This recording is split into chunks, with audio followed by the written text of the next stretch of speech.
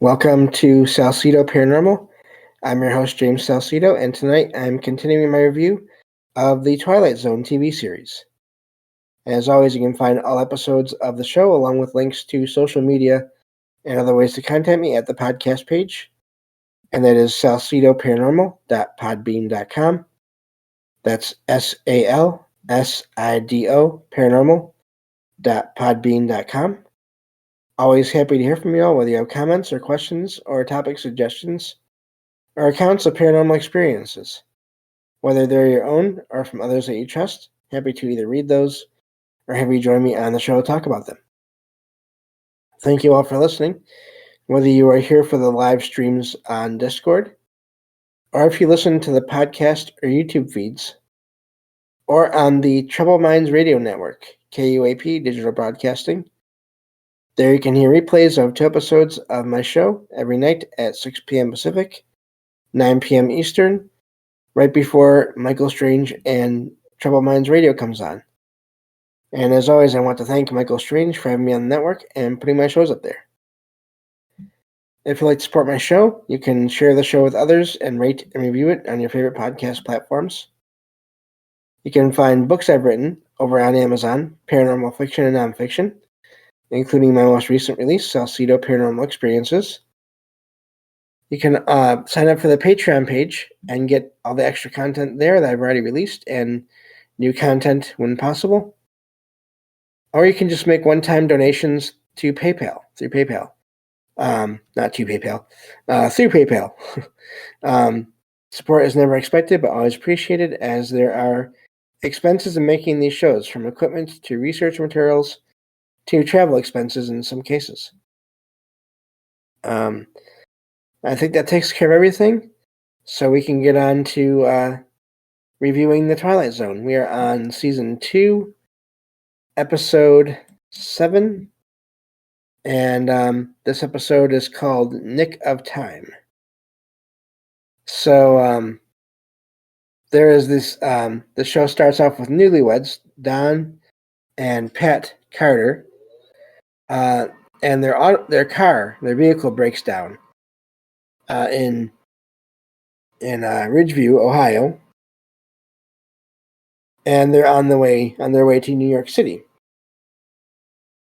So they have they take the vehicle to a repair place, and they have lunch at this cafe while they wait for repairs on their vehicle. And the table that they sit at has a fortune-telling machine on the table that answers yes or no questions for a penny each. So they think it's interesting and kind of funny, and so Don puts a penny in and asks if he is going to get a promotion at his job at work. And the response says, it has been decided in your favor. So Don calls the office, his work office, and finds out he has indeed been promoted. So he is actually getting really interested in this fortune-telling machine. And Pat, his wife, is not so interested. Kind of, but not really. And so Don asks if their car will be fixed in the promised time, and gets the answer, you may never know. And so this gets him wondering what it means. And he gets relevant answers as to what the machine means, leading to a prediction that it is not safe for them to leave the diner until 3 p.m. So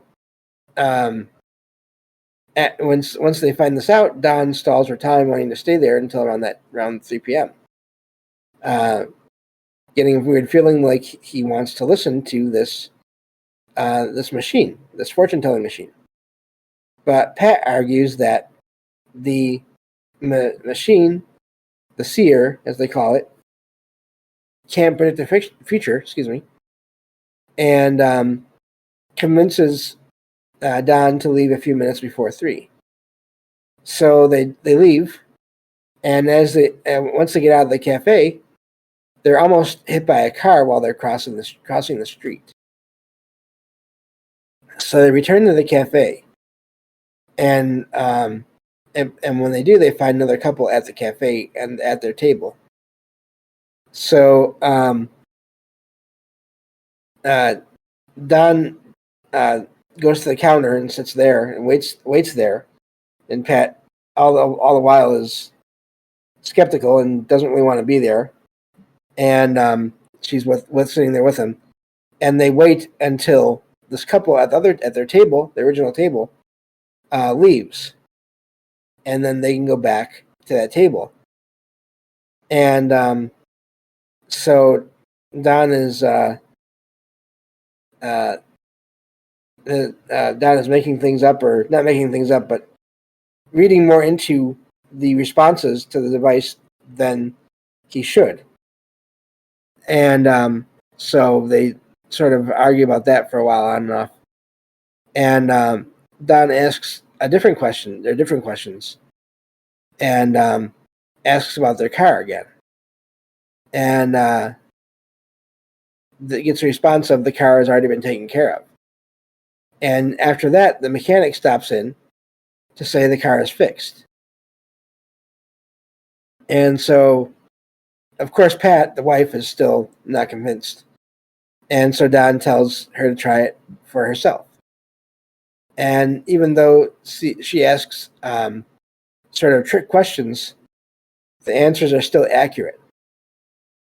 So Don wants this fortune-telling machine, again, it is a machine, to tell them where they're going to live. And at this point, Pat has had enough. And tells Don that whether it can or can't tell the future, it doesn't matter because he can make his own decisions. And so let's see here. So yeah, so the show goes on here, just about ending, and Don kind of comes to his senses in a way, and apologizes, and leaves, and they leave again. And after they leave, there's this older couple that comes in and sits down at that same table and starts asking questions about their fate. And the responses they're getting are just getting them in a worse and worse mood, and that's where the show ends. So it really is again, the acting is done well, and it's a topic I've always been fascinated with because it's so common overall. This idea of being able to predict the future has been around for a long time, and I always just wonder is what is really happening when people sort of get glimpses into the future. Is it the future? And how is that possible? Because to me, with my own experiences, not so much with sort of fortune telling or asking for answers about how things are going to work out, but just really comes down to all these weird experiences I've had in the last several months with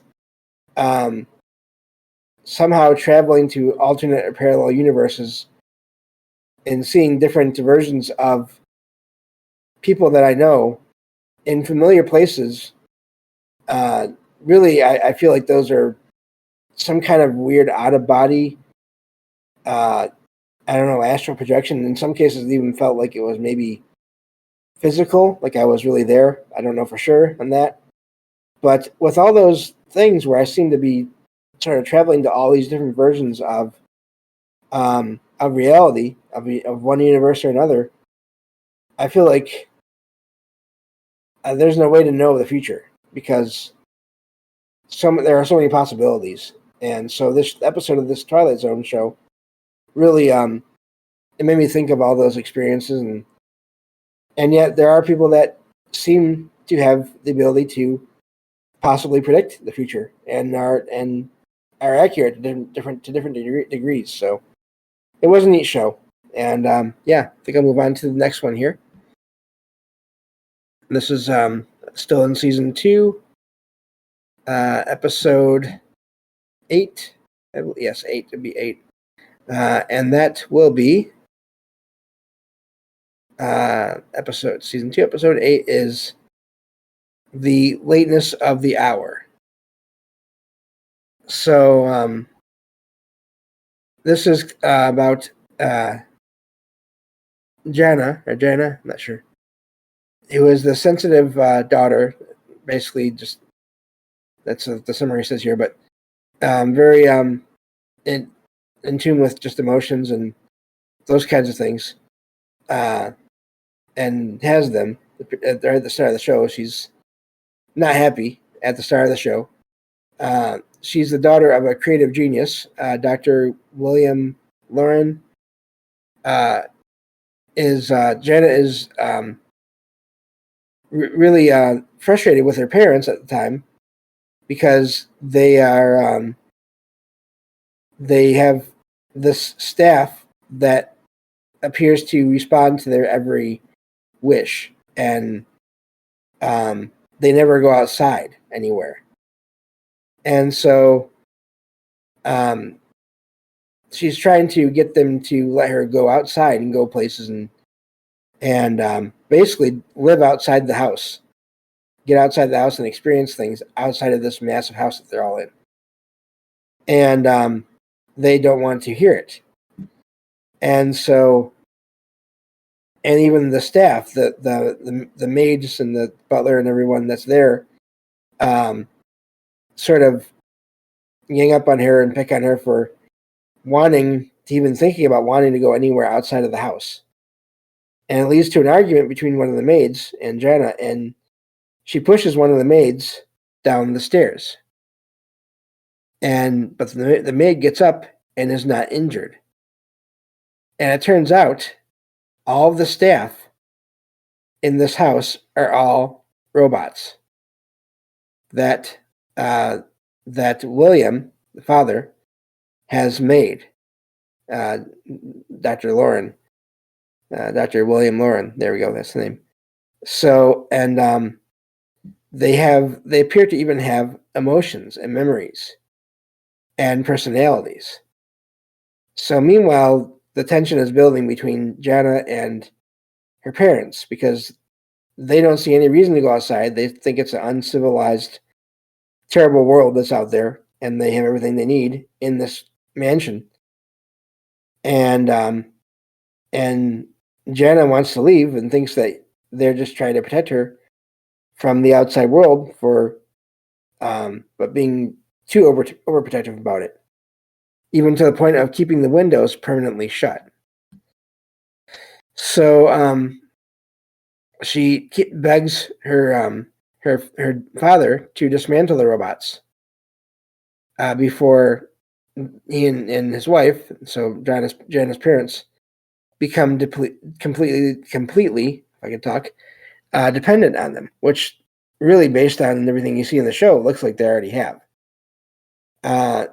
And Jana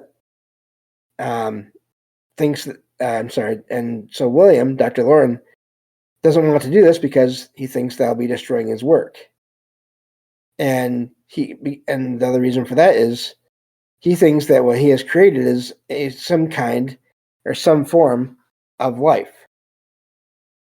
So, but at some point he does eventually shut the robots down, and so he orders the robots to go to their workshop, and they're supposed to wait there to be disassembled. And they actually argue with him about this and asking how he can do this to them. And so Dr. Lauren eventually does give his order again, and they all go away. And Jana starts looks forward to life after this, and thinks this will help her parents start to live more and to travel and to actually go out and socialize. And she thinks that they've all been, including her, they've all been shut in this mansion for far too long. And her parents have these weird reactions to this. And Jaina starts wondering what can be so bad about going outside. And so she finds one of the photo albums of the family photo albums, and is looking at it, and she notices that there are no pictures of her as a child. But she has memories of being a child, but there are no pictures of this. And that's when you remember, if you've been watching that show, all the robots that Dr. Lauren created also have memories. And so it turns out Jana realizes that she is also a robot. And they try to explain to her that they had no children, but they wanted to have them. And they wanted someone to love, and they see her as their daughter. But Jana is convinced that she can't be loved, and she can't love because she is a machine. And she displays this by and reinforces this by sort of hitting the stairway, the banister, the railing of the stairs with her arm, and realizes as she's doing this, there's no pain, which again is another way to confirm that she is a robot. And so the show, let's see here, I lost my spot. So this is just basically blowing her mind, and she can't keep going as she is. And so her father, in a way, the one that actually made her, it ends up sort of fixing her. The image shifts and fades and then returns, and the William and his wife are seen back in the library as they have been before, with all their staff, and a maid shows up, and it is Jana, or at least the robot that was Jana, who now has different memories, and she is now, this machine is now just a maid for this couple again. And that's where the show ends. And so it's done well, as all these shows are. Like I said, I haven't really found one that I haven't liked at all yet, even some that are maybe the stories are easy to spot in some cases, but they're still, even when they're easier to spot, they usually are decent at carrying them out, and the acting is done well. And this one, I had a suspicion about halfway through that it was going to turn out that Jana was going to be a robot. I was just wondering what were they going to do once she figured that out. And it does appear that she was taken back to that workshop, and her memories that she had at the time were erased, and this machine was repurposed to serve as another maid. And it makes me wonder anyway with this episode, because there is never any view of anything outside of this house. So it makes me wonder, is there some kind of post-apocalyptic world outside of that house, in that show, in that world? Is that why the parents are just the couple, I should say, are so set against going out? Is it that Dr. William Lauren, Dr. Lauren, it's a regular world, but once he figured out how to make these machines seem to be alive and to be human, he lost interest in the outside world, and also he again had figured out how to make beings that would basically just take care of his and his wife's every need, as far as bringing them food whenever they wanted. The wife, she had a shoulder that was she always needed to have massaged, and which is not a terrible thing in a way to have if it's hurting. But anyway, still the point is, why didn't they never go out anywhere? Is it some kind of, again, post-apocalyptic world? Is it that society is just, to them anyway, that bad, and but it's normal to everybody else, but they're so used to their sort of this existence where they don't need anything other than these machines and money that they obviously have if they're living in this mansion. So it was very well done, and it did show, and the couple did try to convince Jenna, what was Jenna at the time, that they loved her. And so that whole relationship between them and this robot was very well done. So, yeah, that's it for that episode there. I'm going to be I'll keep on doing this, but I think pretty soon I'm going to start weaving in some other reviews into these review shows, because there's still so much of this Twilight Zone to review. And if I just stick to that, then we'll never review anything else for a while. And I don't really want to do that. So I'm thinking starting in the new year, we'll do a couple of these Twilight Zone episodes here, and then a couple of episodes reviewing some other either book or TV show or whatever there. Just start adding some more to the reviews, like as we did before, so that there's more than just the Twilight Zone. And partly just because I would like to be looking into other things as well. I really want to get into reviewing some, at least very brief reviews, of some of the books of John Keel and Jacques Vallée, and maybe even Hans Holzer and other people as well.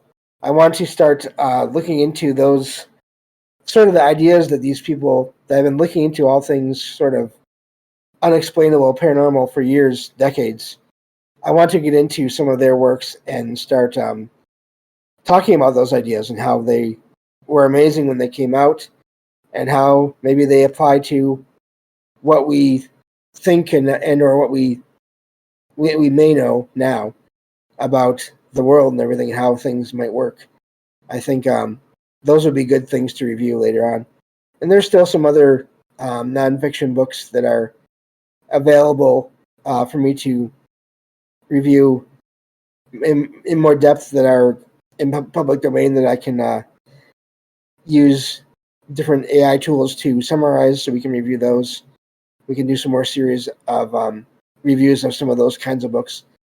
The books that are not public domain, those reviews will be a lot shorter, because as a writer, I don't want to just I don't want to do anything that would diminish the work or the value of work that is still out there, that is still being sold.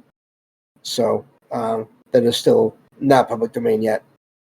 And that's the case with, like I said, John Keel and Jacques Vallée. But we can work around those things. So thank you all for listening, and I'll talk to you all next time on Salsidoparanormal. Take care.